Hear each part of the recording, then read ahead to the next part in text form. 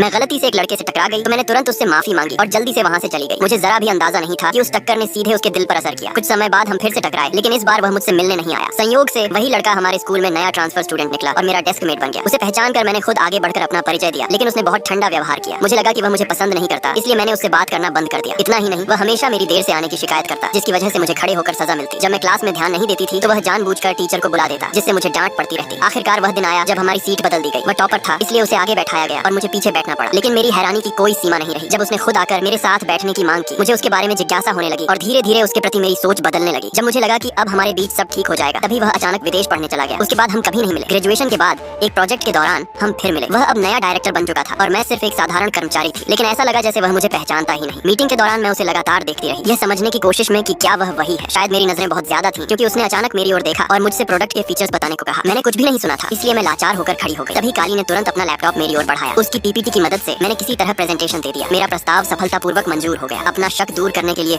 Meeting के बाद मैं उससे अकेले मिलने गई और पूछा, लेकिन उसने हर बात का जवाब बहुत प्रोफेशनल तरीके से दिया। उसका व्यवहार इतना औपचारिक था कि मैं और उलझ गई। फिर भी मैंने हार नहीं मानी और उसे परखती रही। अगले दिन मीटिंग के दौरान मैंने चुपके से उसकी फोटो ली और अपने दोस्त को भेज दी, लेकिन मैं भूल गई थी कि मेरी स्क्रीन प्रोजेक्टर पर चल रही थी। सबने वह देख लिया। काली तुरंत मेरे पास दौड़कर आई और मुझे बताया। उसकी जांचती हुई नजरों को देखकर मैं बहुत शर्मिंदा हो गई। मैंने जल्दी से बहाना बनाया कि वह बहुत हैंडसम है। ये सुनकर सब हंस पड़े और किसी ने बात को आगे नहीं बढ़ाया। लेकिन मेरी हैरानी तब और बढ़ गई जब मीटिंग के बाद वह खुद मुझसे मिलने आया। उसने मीटिंग की सारी बातें बिल्कुल सही सही याद रखी थी। उसने कहा कि वह मुझसे मिलकर बहुत खुश है। उसने हमारे स्कूल के दिनों को भी याद किया और अगले ही पल मेरी हैरान नजरों के सामने उसने मुझे अपनी बाहों में खींच लिया।